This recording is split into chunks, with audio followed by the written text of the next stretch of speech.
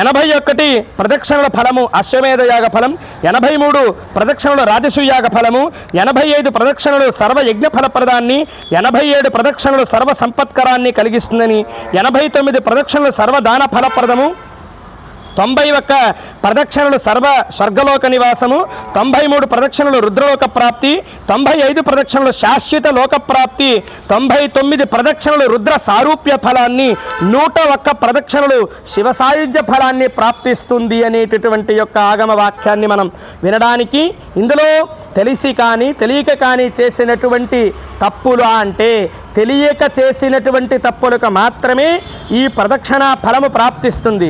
తెలిసి చేసినటువంటి తప్పుకి పరిహారమే ఉండదని శాస్త్రం. కనుక తప్పు చేయకుండానే ఉండాలి, కానీ తప్పు చేసే పరిస్థితిని కూడా ఆలోచించకూడదని ఆగమ సూత్రం. అలాగే విశేషమైనటువంటి భోగప్రదానికి నిర్మాణం చాలా అవశ్యం. విశేషమైనటువంటి పుణ్యఫలానికి ఆలయ నిర్మాణం చాలా అవశ్యం. కనుక ఆలయ నిర్మాణంలో భాగస్వాములు కండి. శివాలయ నిర్మాణ రాజగోపురంలో మీ అందరి వంతు కలిగి ఉండాలని ఆశిస్తూ శుభోహం.